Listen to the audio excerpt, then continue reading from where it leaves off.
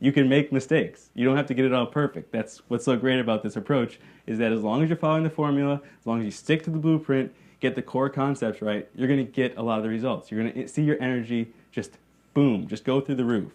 So that's essentially what we're about here. It's the growing process. It's a continual process. It's as simple as finding those weak links, paying attention to the energy enhancers that we can take on in our lives, and it's that easy. Just setting up a plan for ourselves that consistently builds our life into more energy, more joy, more health, and more fun as parents. So let's go ahead, let's get started making your blueprint, and let's craft your high energy parenting path. Now we're going to be following along in the PDF that you can download right below this video here. This is what you'll open up when you open that PDF. You'll open up to this high energy parenting blueprint, and we'll go on through this together. And we're going to start off with a little segment on finding some time. Essentially, we all have the same 24 hours.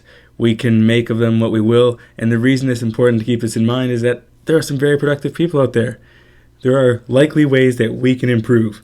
We can't allow ourselves to buy into the excuse that there's not enough time for us just because we're a parent of 1 or 2 or 3 children or 4 children or 5 children. We know of some very productive parents, creative parents who work things out and still find a way to get things done. Number 2, move to a slower group. There's a story told to me by a mentor of mine where he came home from work and he was talking to his child about her day, and she was telling him about her math, and he started telling her about his day and telling his wife about his day and how much work he had, and he constantly seemed to have work, and his daughter suggested, why don't you just move to a slower group? He asked, what did that mean? She said, in math, sometimes people are overworked and too high of a level of math standard, so sometimes they move down to a slower group that's better suited for them.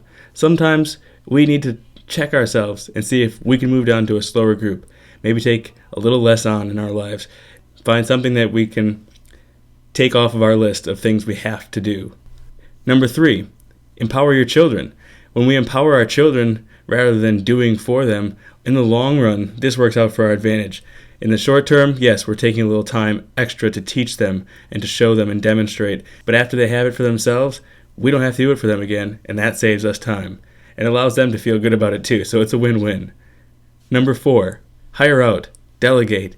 Pay attention to areas that you can ask for help, whether it's asking your neighbor or asking your relative or your grandma, your in-law, asking, or you might even be able to afford to hire a nanny to help out for an hour or 2 as you perform your fitness or get some tasks done around the house.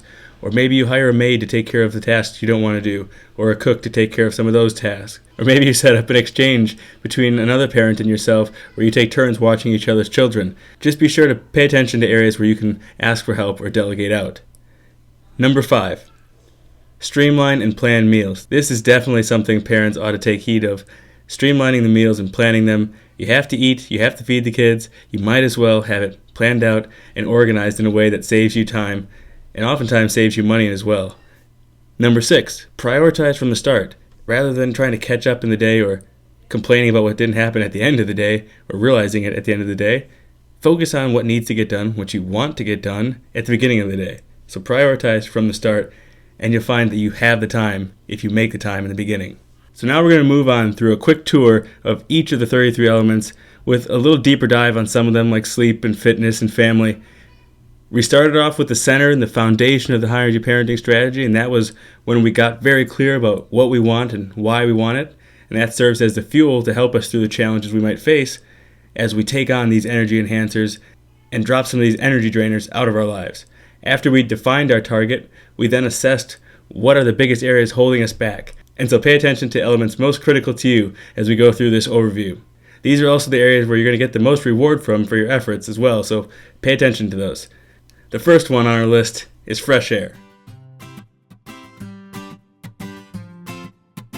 To watch the rest of this video or download the PDFs, click any of the video links here.